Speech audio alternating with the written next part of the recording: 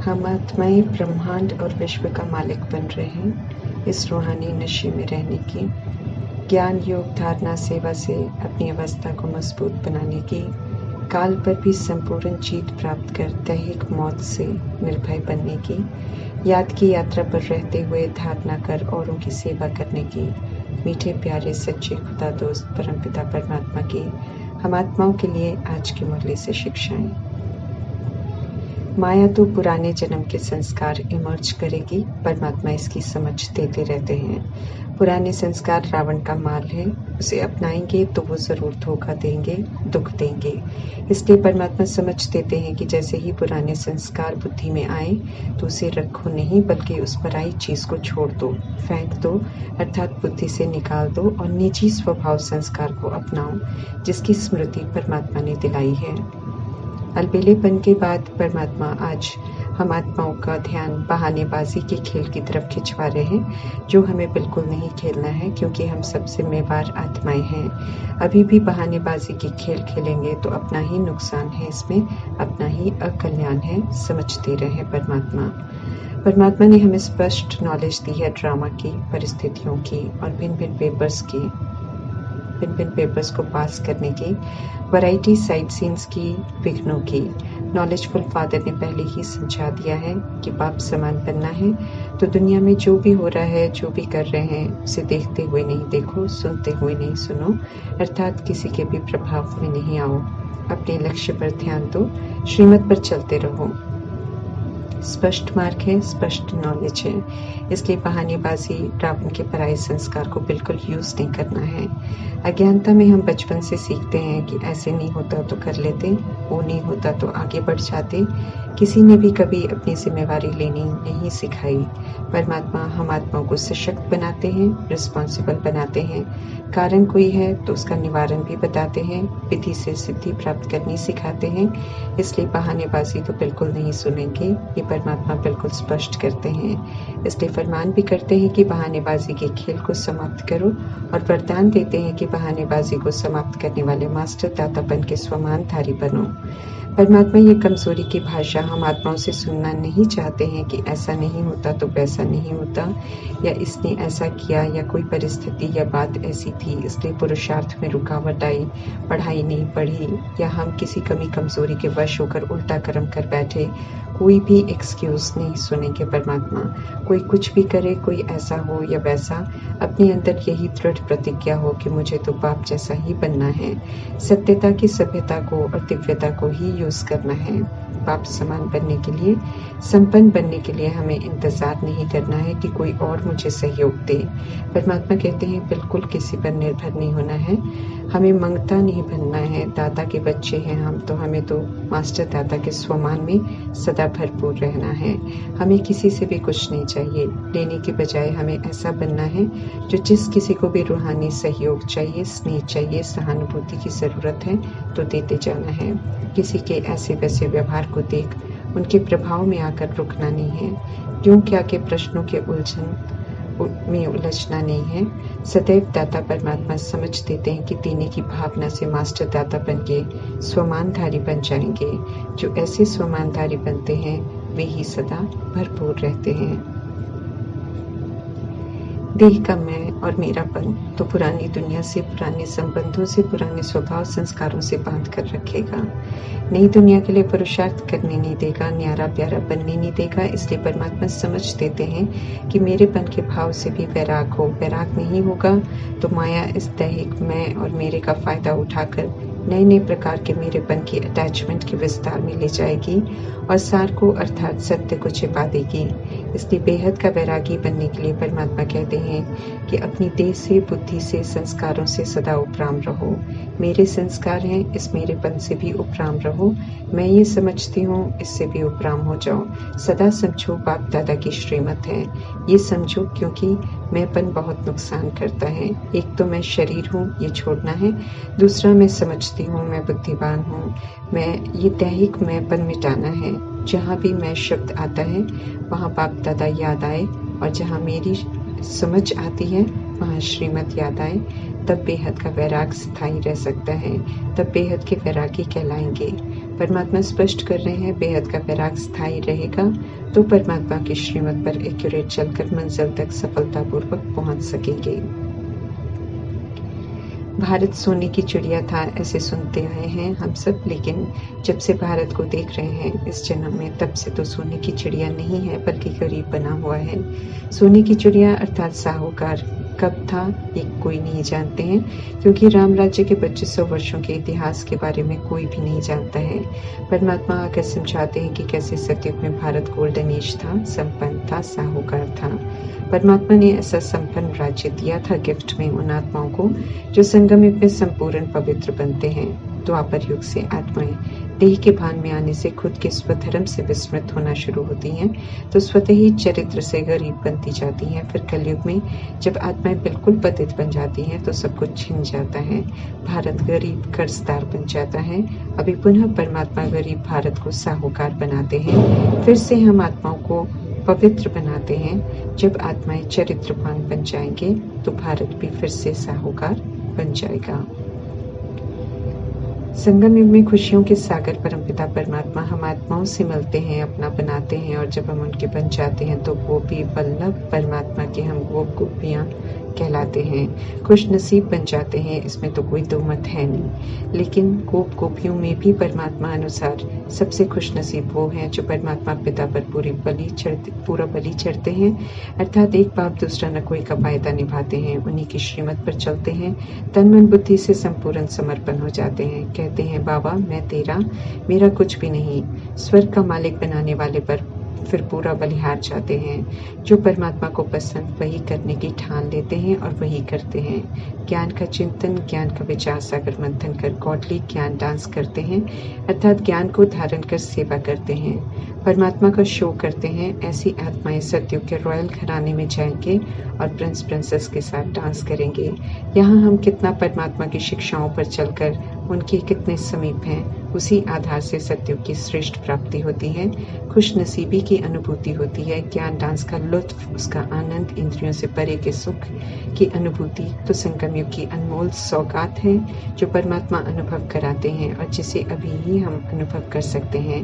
परमात्मा के संग तो इसे मिस नहीं करना है, पूरा कुर्बान जाकर पूरी खुश नसीबी का आनंद लेना है। जितना अभी उनके संग उन पर बलिहार जाकर आनंदित रहेंगे, उतना ही आनंदित रहने का वर्षा स्वतः ही प्राप्त करेंगे। भविष्य की स्थूल प्राप्ति से अभी संगम युग की सूक्ष्म अनुभूति और प्राप्ति अति अनमोल है, जिसे सेकंड सेकंड परमात्मा के संग सफल कर अनुभव करना है, अर्थात मीठे मीठे परमात्मा के संग ज्ञान डांस करते रहना है। जैसा खुश नसीब परमात्मा चाहते हैं कि हम सब बने, ऐसा जरूर हमें बनना है। भारतवासी बच्चे अर्थात वो बच्चे जो स्वर्ग के लायक बनते हैं और फिर भारत को स्वर्ग बनाने में मददगार बनते हैं। बेहद के पिता, पारलौकिक पिता नई सृष्टि रचते हैं, अर्थात देवी देवता धर्म की स्थापना करते हैं और फिर से धर्म भ्रष्ट अर्थात पतित बन गई आत्माओं को फिर से सर्वगुण संपन्न भारत के मालिक बनाते हैं। मनुष्य में सबसे ऊंच अर्थात पुरुषोत्तम मनुष्य लक्ष्मी नारायण हैं। देवी देवता धर्म वाले ही भारतवासी कहलाते हैं। देवता वरन क्षत्रिय वरन वैश्य वरन शूद्र वरन से गुजरकर पुनः उन्हें अपना पवित्रता का स्वधर्म आकर्षित करता है, इसलिए अंत में ब्राह्मण वर्ण में जरूर लौटते हैं। भूलों को रियलाइज करते हैं, फिर से आदम अभिमानी अर्थात सतुगुणी और फिर से सतयुगी अर्थात देवी देवता बनते हैं और साथ साथ भारत को भी फिर से परिस्तान फूलों का बगीचा बनाने में मदद करते हैं। स्मृति में रखना है कि हम सब अभी ब्रह्मावंशी बने हैं, पुजारी से पूज्य बन रहे हैं, स्व पर पूरा अटेंशन रखना है। मर्जीवा बनते हैं, कर्तव्य अलौकिक हो जाते हैं, स्मृतियां अलौकिक हो जाती हैं, इसलिए परमात्मा जगदम्बा के लिए री इनकार्नेशन कहते हैं। जो शक्ति स्वरूप बनते हैं उनके लिए भी अवतार कहते हैं। अवतार सदा स्मृति में रखते हैं कि वे श्रेष्ठ कर्तव्य करने के लिए आए हैं और समय पर कर वापस जाना है। उन्हें कहीं भी किसी भी चीज से कोई लगाव नहीं होता है, वे परमात्मा से कनेक्टेड रहते हैं और वही करते हैं जो परमात्मा अवतरित होकर करते हैं, बाकी उनका अटेंशन कहीं और नहीं जाता है। ऐसे अवतारपन हमें विश्व कल्याण की सेवा में सदा हाजिर रहना है। ब्रह्मांड के मालिक, सर्वात्माओं के पिता, सृष्टि के मालिक बनते नहीं हैं, लेकिन हम आत्माओं को बनाते हैं। निरअहंकारी परमपिता परमात्मा सेवाधारी बन ज्ञान गुण शक्तियां सर्व खजाने देकर लायक बनाकर चले जाते हैं, नई दुनिया में नहीं आते हैं। संगम युग के कर्तव्य निभाकर वाणी से परे चले जाते हैं, रिटायर हो जाते हैं लंबे अरसे के लिए। बाप समान बनने वाली आत्माएं बाप के समीप स्थान प्राप्त करती हैं, इसलिए ब्रह्मांड का मालिक भी बनते हैं। अभी हम राज्य भाग्य प्राप्त कर रहे हैं। संगम युग में ज्ञान धारण कर ज्ञान ज्ञानेश्वरी बनते हैं, नई दुनिया में फिर राज राजेश्वरी बनते हैं। जो सृष्टि के मालिक बनते हैं अर्थात स्वर्ग में आते हैं, वे ही वास्तव में भारतवासी कहलाते हैं। सृष्टि का राज्य लेते भी हैं, गवाते भी हैं, कंगाल भी बनते हैं जब पवित्रता के धर्म को भ्रष्ट करते हैं। परमात्मा से समझ मिलती है कि रिलीजन इज माइट, अर्थात रिलीजन अर्थात पवित्रता ही शक्ति है। सर्वशक्तिमान परमात्मा इस समय शक्ति दे रहे हैं, उनसे बुद्धि का योग लगाकर शक्ति लेनी है। सतयुग में एक धर्म, एक राज्य, एक भाषा है, इसलिए संगम युग में रहते देह के नाम, रूप, जाति, धर्म, भाषा का भान समाप्त कर खुद को सतयुगी देव आत्मा है पक्का करना है। अगर नाम रूप जाति का भान रह गया कि हम हिंदू हैं, पंजाबी हैं, गुजराती हैं, इंडियन हैं, अमेरिकन हैं, तो आत्म अभिमानी नहीं है। और जो आत्म अभिमानी नहीं बनते हैं संगम युग में, वो सतयुग में प्रवेश नहीं कर सकते हैं। सतयुग सचखंड है, जहाँ सत्य स्वरूप बनने वाले ही प्रवेश करेंगे। और सत्य है कि हम सब सतगुणी आत्माएं हैं, जिसे सिर्फ मुख से बोलने से नहीं चलेगा, बल्कि प्रैक्टिकल में सतगुणी बनकर सबूत देना पड़ेगा। इसमें अटेंशन भरी मेहनत चाहिए। इसलिए परमात्मा ध्यान खिंचवाते हैं कि आत्म अभिमानी का बहुत गहरा और बहुत काल का प्रैक्टिकल अभ्यास यहाँ ही चाहिए, देह का भान बिल्कुल समाप्त हो जाए।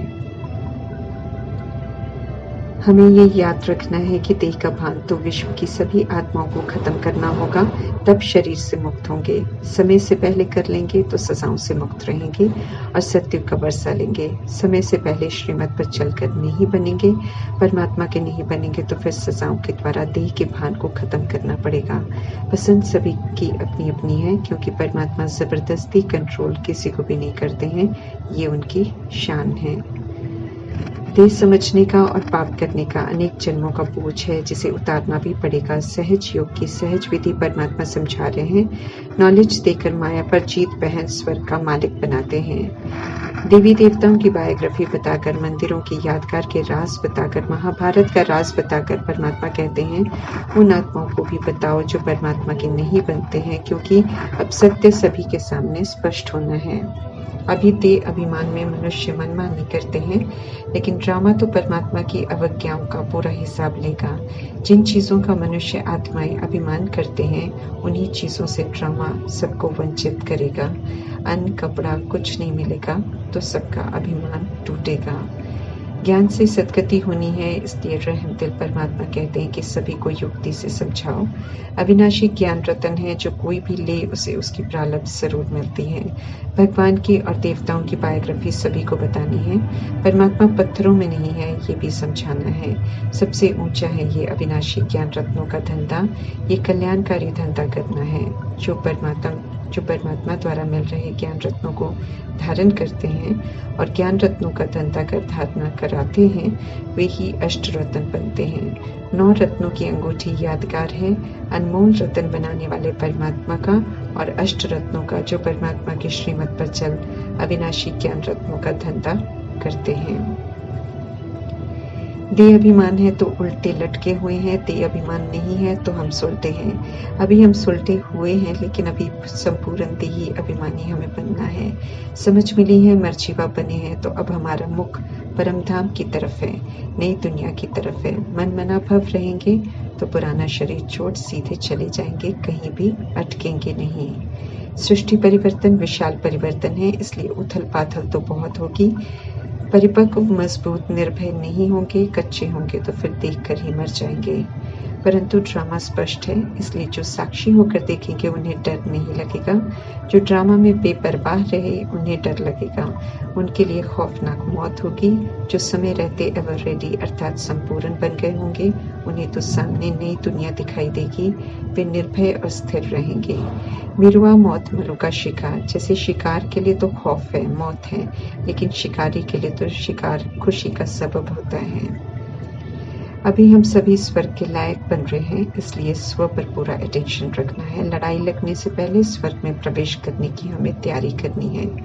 रूहानी गाइड परमात्मा का फरमान है, वापस घर चलने की तैयारी करो क्योंकि खेल पूरा हुआ है। याद की यात्रा पर रहो तो अंतमति सो गति हो जाएगी। हिसाब किताब अगर कड़े होंगे तो अंतिम वर्षों में बार बार गर्भ में जाकर सजाएं खाएंगे। इसलिए परमात्मा कहते हैं कि कोई भी विकर्म नहीं करो, नए हिसाब किताब नहीं बनाओ। अब तो बुद्धि में ज्ञान रत्नों को धारण करने का समय है, निर्भय होकर सेवा करने का समय है।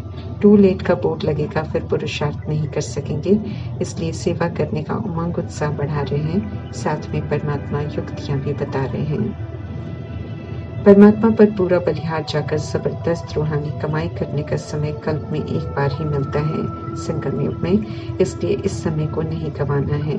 जो कमाई नहीं करते हैं, समय रहते भाग्य नहीं बनाते हैं, वे कब्र दाखिल होते हैं, अर्थात उनकी दुर्गति होती है और वे पुनः दुख धाम में ही आते हैं। कब्रिस्तान बदल परिस्तान होना है, ये तो तय है। तो परिस्तान में जाने के लिए आचरण में देवी देवता अभी संगम युग में ही बनना पड़े।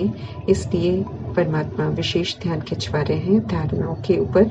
आत्म अभिमानी भी बनना है और दैवी गुणों को धारण कर आचरण में सतयुगी देव आत्मा भी यहाँ ही बनना है, और वो भी टू लेट के बोर्ड लगने से पहले ही बनना है।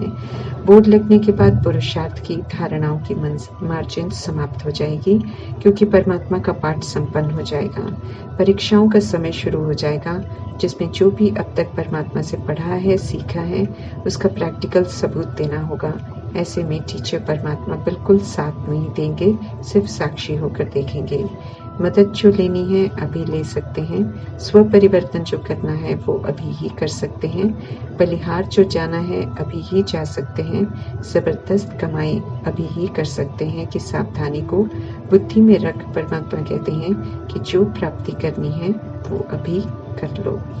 ओम शांति।